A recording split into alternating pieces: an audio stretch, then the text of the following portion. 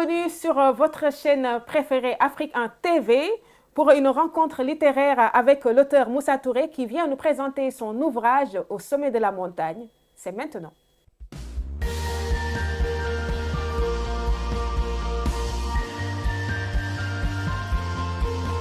Bonjour Moussa, comment ça va? Ça va, je vais bien. Je vais un peu bien, mais je vais bien. On dirait que là où tu es, là, il fait très froid parce qu'ici aussi, il fait très froid. Le chauffage, il est à fond. Ces Ah temps-ci-là, non, le mais climat n'est pas... moi, je suis dans le sud, mais quand même, il fait froid. Si je N'em- dis que cette année-là, il fait froid. Moi, j'ai froid. N'empêche qu'on est en hiver aussi, hein. Parfois, ça peut faire froid le Oui, sud. je suis arrivé en hiver, oui. Ouais. Donc, voilà. Alors Moussa, vous êtes réalisateur, scénariste, producteur, acteur et écrivain sénégalais et cinéaste aussi, hein. Vous faites partie des grandes figures du cinéma africain et reconnu par votre cinéma engagé et vos écrits profondément ancrés dans les traditions africaines. Aujourd'hui, vous venez nous présenter votre roman Au sommet de la montagne. Bienvenue à mon émission. Mais merci de me recevoir dans cette émission C'est un dont grand j'ai plaisir. beaucoup entendu parler, parce que je le suis de temps à autre, hein. Ne pensez pas, je Ah, le suis. merci. C'est un honneur pour moi. Alors, ma Mhm. première question est de savoir, en fait, qu'est-ce qui vous a donné envie de raconter cette histoire d'amour tragique pour interroger à travers la fiction, les traditions, la mémoire et les frontières entre les peuples, puisque, de toute façon, je vous laisse développer de quoi parle exactement le livre et qu'est-ce qui vous a motivé. Vous savez, moi, je suis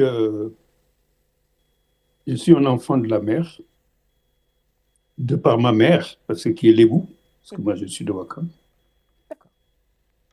Et de par mon père, qui est de Tombouctou.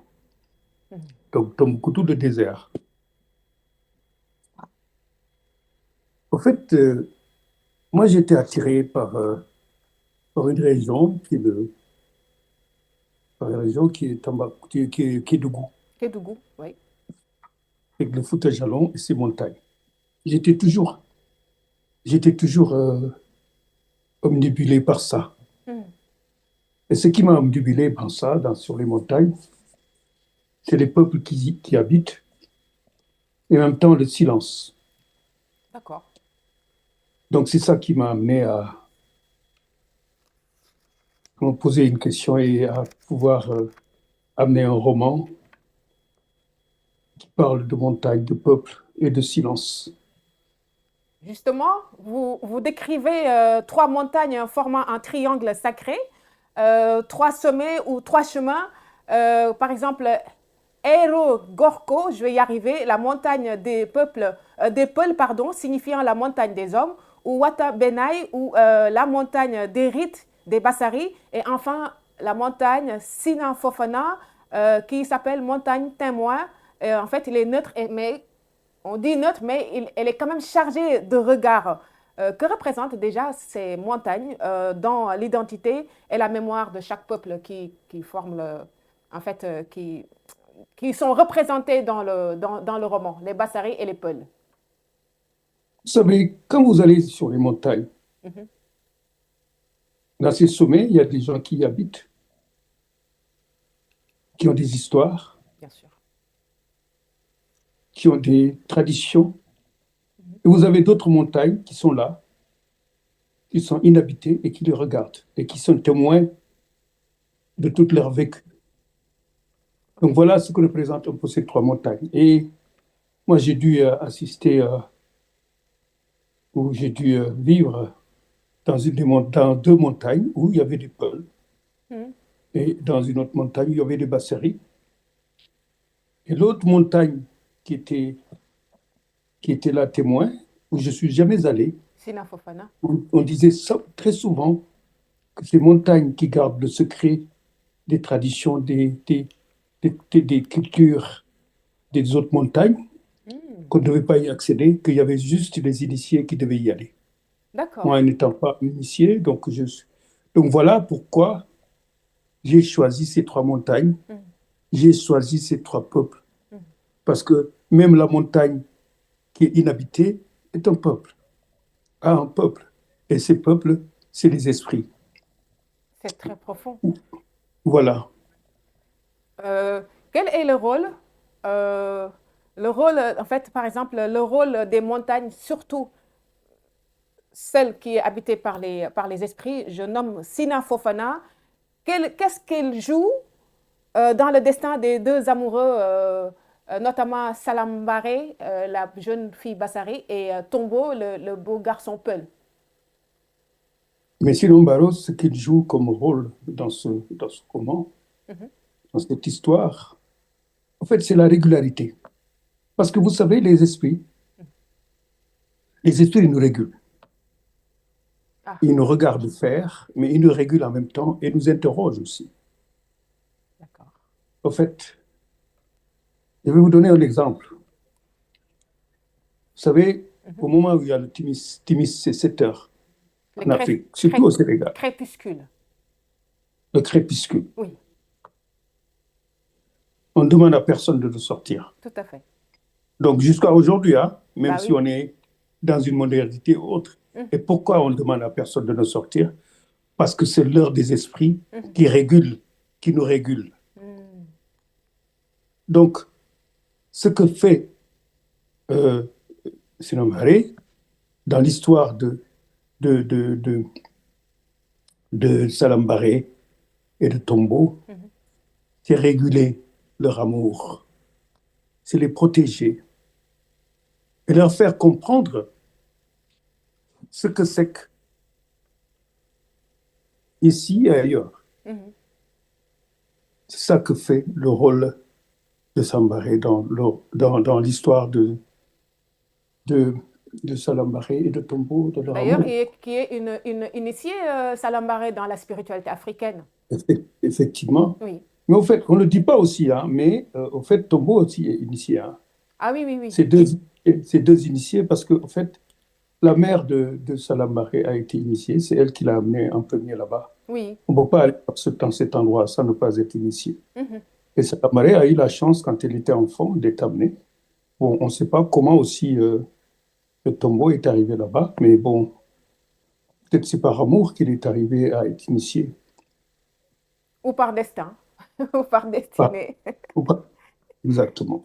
Alors, Moussa, moi, en fait, j'ai remarqué quelque chose qui m'a vraiment intriguée. Parce que quand on parle de Salam Baré, la jeune femme Bassari, en fait, dans le roman, elle est constamment accompagnée d'un caméléon dont la couleur change aussi selon les épreuves qu'elle traverse. Parfois, il peut être doré, et parfois, il peut être vert terne, parfois, il peut avoir une couleur, comme tu le dis, bleu ébène, bois d'ébène, couleur de nuit, ainsi de suite. C'est quoi en fait la symbolique de la présence déjà permanente du caméléon et pourquoi il change toujours de couleur? Qu'est-ce que ça veut dire? Alors, je commencerai à vous expliquer une chose. Vous savez, Oui, au Sénégal, que je connais très bien, chaque région a son symbole d'accompagnement. d'accord. Il a son animal d'accompagnement. Si vous allez dans toutes les régions, Oui, par exemple à Kaolack, bossé. vous avez, comment il s'appelle encore? Tout le Bossé. monde le sait. Bossé. Oui, qui C'est un lézard, accompagne non? un lézard. Oui. Si vous allez à Dakar, vous Mhm. avez qui? Le Gdaour, Lek Daounbaï, oui. Un cheval, c'est ça? un cheval. Et si vous allez à À Saint-Louis, vous Saint-Louis. avez Mam Kumba Bang. Mamouba. Et bon, tant d'autres et tant d'autres. Oui. Effectivement, on Uh-huh, est tous accompagnés. uh-huh. Peut-être dans la généralité, non pas dans l'individualité, Oui. mais on est accompagné. Mais ici, c'est une individualité qui accompagne Salom Baré. Hmm. C'est le caméléon. Et ce caméléon, c'est un point d'interrogation et de solution pour Salom Baré. D'accord. Il interroge. Et dans ces interrogations, vous savez que le caméléon, il prend des couleurs par rapport à ses sentiments, à ses interrogations. Et des interrogations Hmm. de Salom Baré traversent le caméléon.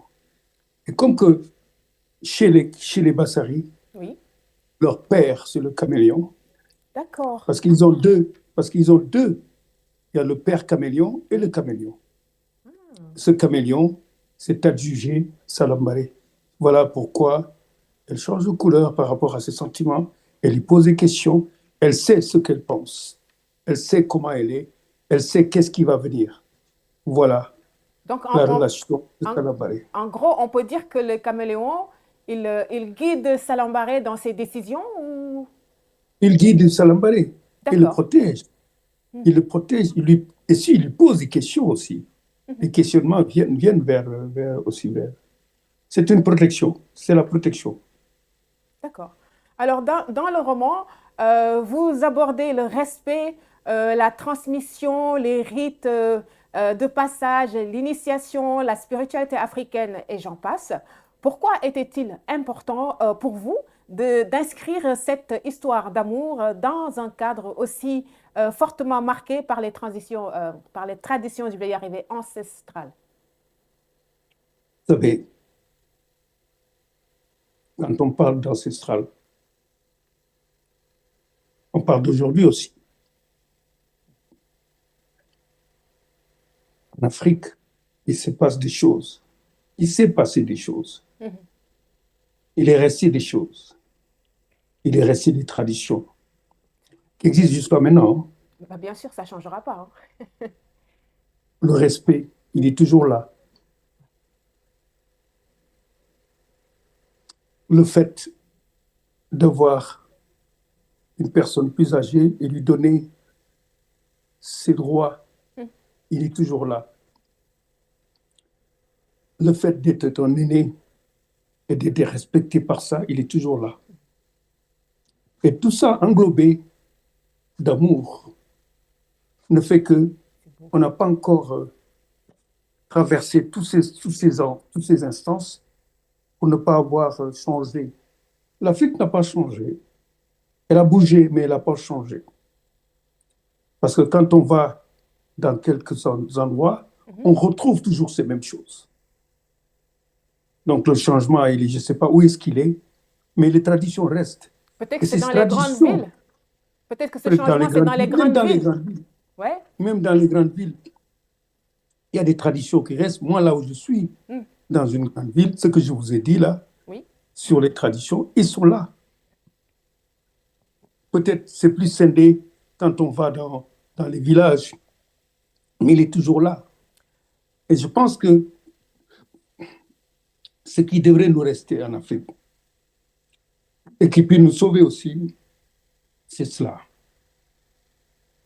Mais, Voilà. mais moi, sans sortir, vouloir sortir un peu quand même du sujet, il y a une question qui me taraude depuis quand même très longtemps. J'ai l'impression qu'il y a eu une rupture de transmission de traditions ancestrales. Je ne dis pas forcément des traditions néfastes qui ne sont plus en harmonie avec notre mode de vie actuel, notre période, mais quand même, il y reste quand même des valeurs, des traditions, si je peux l'appeler tradition, des valeurs où j'ai l'impression qu'en fait, il y a une rupture de transmission par rapport Mais à la effectivement, jeunesse, le comportement de la jeunesse parfois, en fait, de certains jeunes en Afrique. Je ne parle même pas du Sénégal, hein, parce que c'est partout maintenant en Afrique. effectivement, il y a une rupture. Mm. Il y a une rupture qui a lieu par rapport à ça, à nos traditions et autres. Il y a une rupture, par exemple, par rapport à la jeunesse, par rapport même non pas à la jeunesse, mais par rapport aux vieux même, la manière. En fait, parce que je sais que dans ce livre, c'est une histoire d'amour, comme j'ai pu le lire hier quand je faisais des recherches sur le livre et tout, pour alimenter bien mes questions. J'ai vu une phrase qui m'a beaucoup plu. Il dit, c'est comment on appelle ça? Le Roméo Juliette à la façon sénégalaise. J'ai lu ça quelque part. Ça m'a plu. Vous savez, Roméo et Juliette est universel. Hein. L'amour est universel. Il ne faut même pas dire que Mhm, Roméo et Juliette, mais l'amour est universel. mhm. Mais ce qu'il y a de plus ici, c'est il y a une tradition qui s'insère dans. Il y a nos valeurs et nos traditions qui s'insèrent dans cet amour. Par Vous exemple, savez, lesquels? Oui, vous savez dans l'amour de Tombo et de Salambaré, oui, c'est les interdits. tout à fait. Parce que vous savez, dans nos traditions, les interdits entourent l'amour, encerclent l'amour. même si aussi dans Roméo et Juliette à la française, il y a des interdits. Mais elles sont plus fortes ici. Elles sont plus fortes et plus denses, Plus profonde, on va et, dire. et plus profondes, et plus mystiques. Mhm. C'est cela. C'est cela qui fait quand même la différence entre ce Roméo et Juliette reconnu partout et ce Roméo et Juliette, au fait, à la sénégalaise. Je dirais même pas à la sénégalaise, à l'africaine. À l'africaine. Mais quand même, malgré l'amour interdit hein, entre Salambaré et Tombo, ils ont quand même franchi en fait la frontière imposée par leurs populations respectives au risque du drame déjà, sans trop en dévoiler, hein, je ne vais pas en dévoiler tout, est-ce que vous vouliez nous montrer que malgré les traditions, les interdits, est-ce qu'ils ont voulu défier les anciens ou les règles mystiques, entre guillemets? Au fait, ce qui les a aidés à franchir tout ça, Hmm. c'est les esprits. C'est là où la profondeur est. D'accord. C'est la profondeur est là, c'est les esprits et le caméléon, et le père caméléon qui les ont aidés. Ce n'est pas au fait, tout simplement, qui ont voulu braver les, qui ont voulu braver, parce que, en fait, quand ils ont voulu les braver, Oui. l'interdit a fonctionné, hein, parce que Salambaré ne pouvait plus voir Tombo, et Tombo aussi, Hmm. il a été assassiné, hein.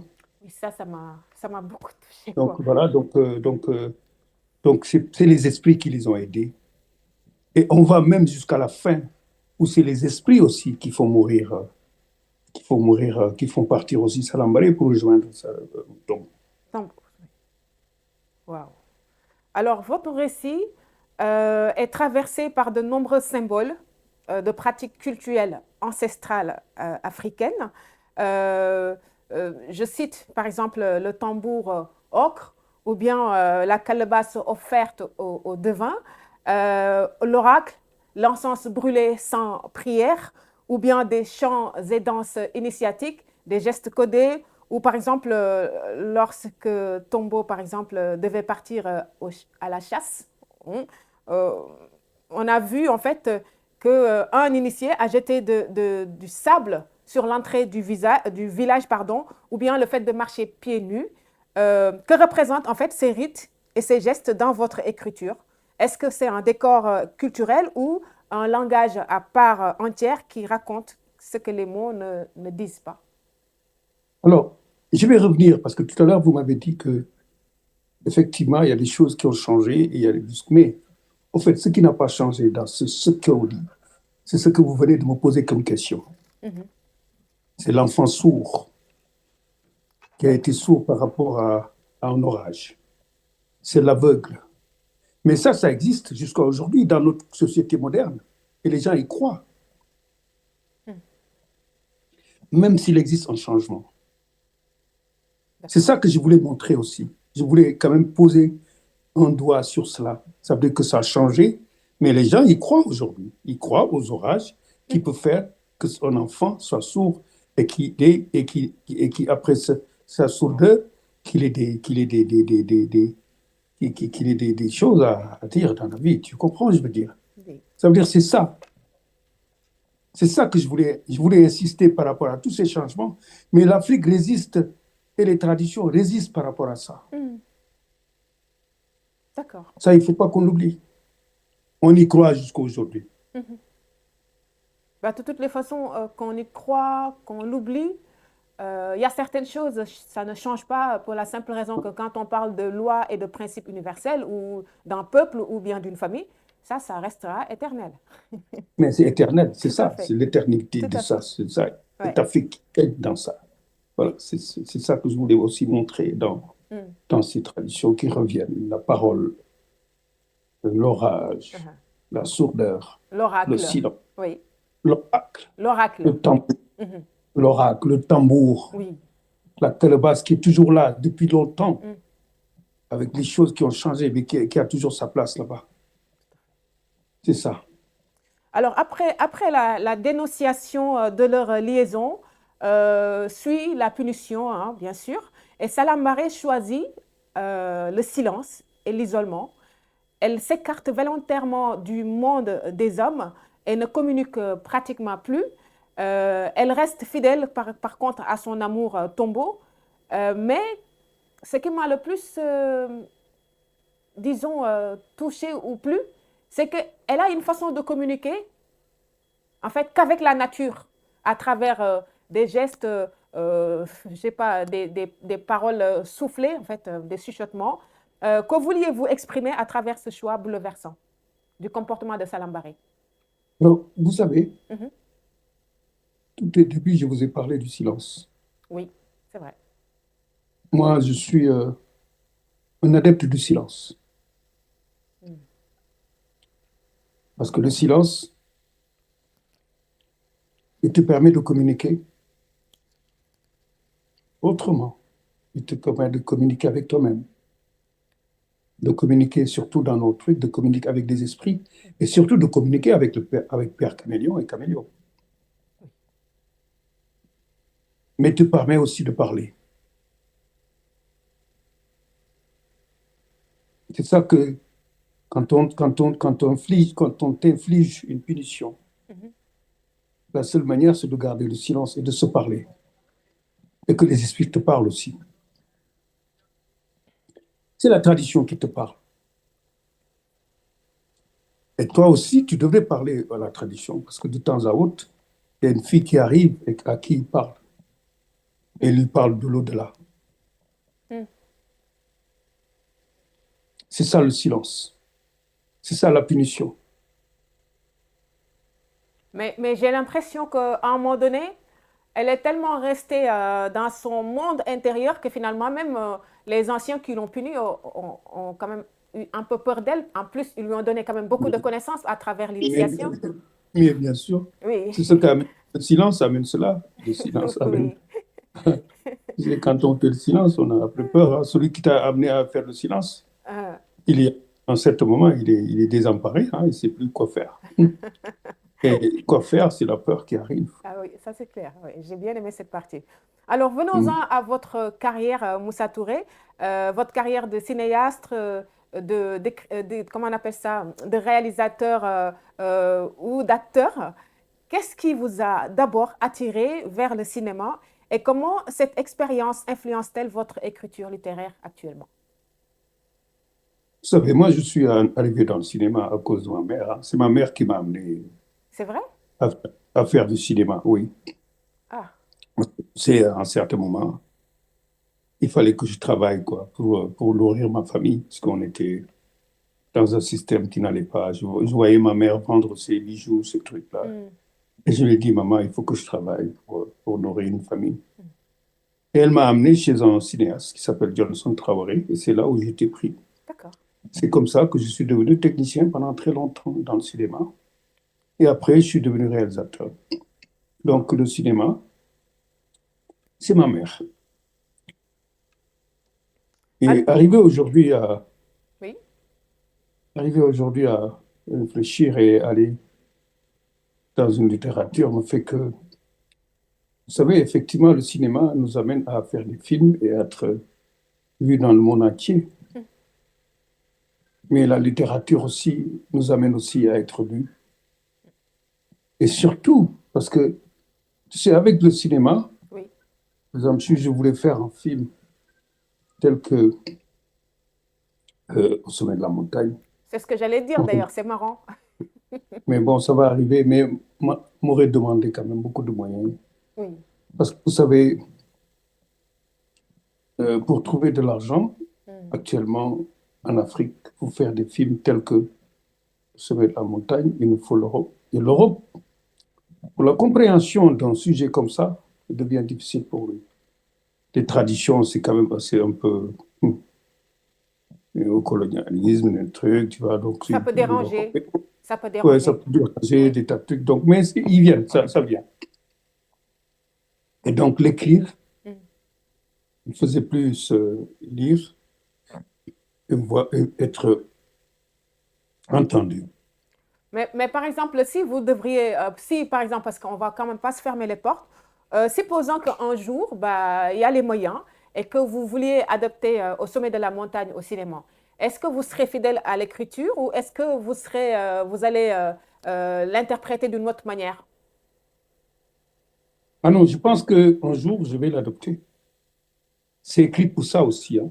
Je vais l'adopter. Tel que je vous connais, oui, je sais que vous allez le faire. Et, et je pense que je vais être très fidèle avec l'écriture parce que Euh, l'écriture, elle est déjà cinématographique. Tout à fait. Ça fait voyager. Donc je serai très fidèle avec ça. Alors, Moussa, vous êtes l'un des cinéastes sénégalais et africains les plus récompensés à l'international. Votre film La Pirogue a remporté le Tanit, par exemple, le Tanit d'or aux Journées cinématographiques de Carthage et plusieurs distinctions dans des festivals africains, en plus d'avoir été sélectionné dans la section Un certain regard au Festival de Cannes. Vous avez reçu aussi des prix. Attends. Ouais.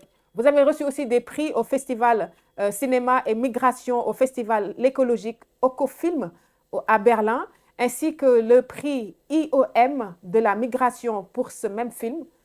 Plus récemment, votre documentaire 20 ans après a été primé comme meilleur documentaire au Festival international du film de Kazan à Russie. Comment tous ces prix ont-ils marqué votre parcours artistique et influencé votre écriture aujourd'hui? Oui, c'est vrai que presque tous mes films ont été récompensés. Il y en a quand même pas mal. Oui, mais il y a une réflexion que j'ai eue, moi, dans ma vie, en étant avec... parce que j'ai brassé quand même pas mal de grands cinéastes, Mhm. dont c'est Ben Ousmane, Oui. Johnson, tant d'autres, des Français aussi. Mm. C'est le fait d'avoir brassé tous ces gens-là, j'ai compris que c'est après leur mort qu'on a vraiment découvert leur film. Mm. Peut-être moi aussi, je fais du cinéma pour mourir, je le dis très souvent. Oui. Et c'est ce que j'ai fait. Mais les prix, au fait, c'est le bonheur du cinéma. Mhm. Parce qu'être avec beaucoup de gens qui ont beaucoup de films et qui sont de bons films, Oui. et que tu compétisses avec et qu'on dise que c'est le meilleur. Ah, ça Par fait exemple, plaisir. la dernière fois, en Russie, ils ont dit que maintenant l'Afrique détient le documentaire. Alors qu'avant, c'était l'Europe. Mm. Non, ils ont dit avant, c'était la Russie, l'Europe, mais maintenant, c'est C'est l'Afrique. l'Afrique. Donc voilà, donc quand tu entends ça, et qu'ils disent la maîtrise que tu as au niveau du documentaire. Donc voilà, donc ça, c'est un prix qui t'honore et que tu dédies à ta mère. C'est beau. C'est beau. Voilà. Mais en même temps, si je prends le cas de Ousmane Sembène, qui a été quand même boycotté beaucoup, si j'ai bonne mémoire, par Léopold Sédar Senghor, parce que je me rappelle un de ses films qui s'appelait Tiendo.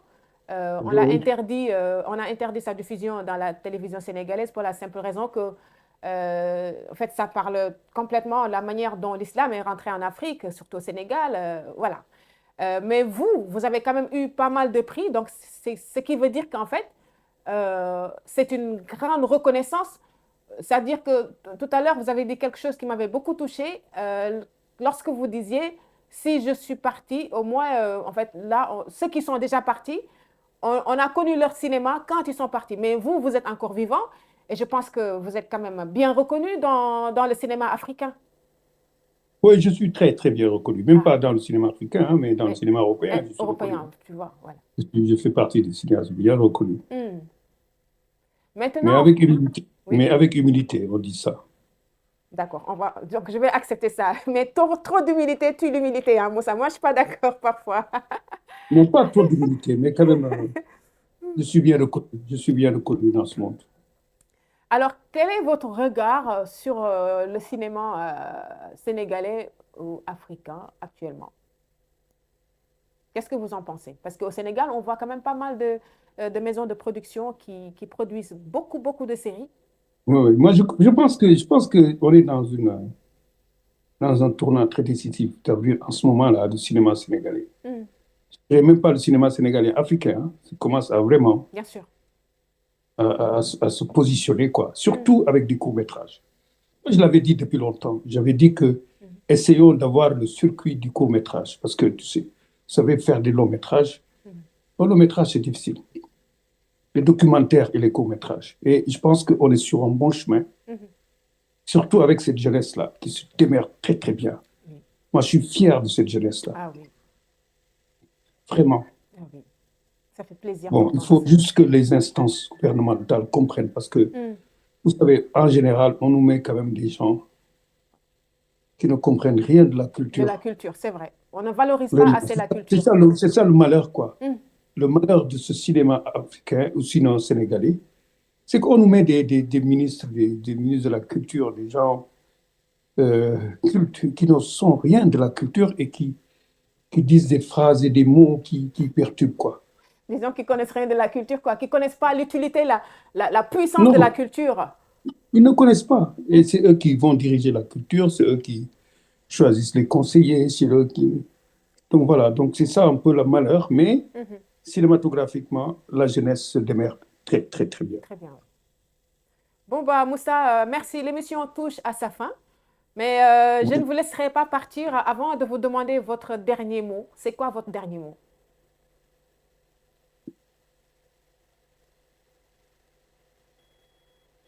Allô, vous êtes là, Moussa? Oui, je suis là. Votre dernier mot, c'est quoi? Il faut prier pour ma mère qui est au-delà. Et puis, prier que notre Afrique revienne à ses fondements, en étant tout à fait ouvert au monde, comme le disaient toujours nos grands poètes, là. Il faut L'enracinement et prier que, l'ouverture, oui. exactement, il faut prier aussi pour que notre jeunesse se rende compte de son continent. Voilà mon dernier mot. Sur ce, je vous remercie vraiment. C'était un plaisir pour moi de vous interviewer, Moussa Touré. En plus, ça faisait tellement longtemps que je voulais faire ça. Merci, merci, merci. Voilà, on vous donne rendez-vous sûrement prochainement pour le lancement du film Au sommet de la montagne. Pourquoi pas? Votre émission Rencontre littéraire, un homme, son œuvre, c'est terminé. Et je vous rappelle que j'ai reçu ici Moussa Touré qui est venu nous présenter son ouvrage Au sommet de la montagne. Et l'émission vous a été offerte par la bellissime marque Dial Diali. Sur ce, portez-vous bien. À très vite.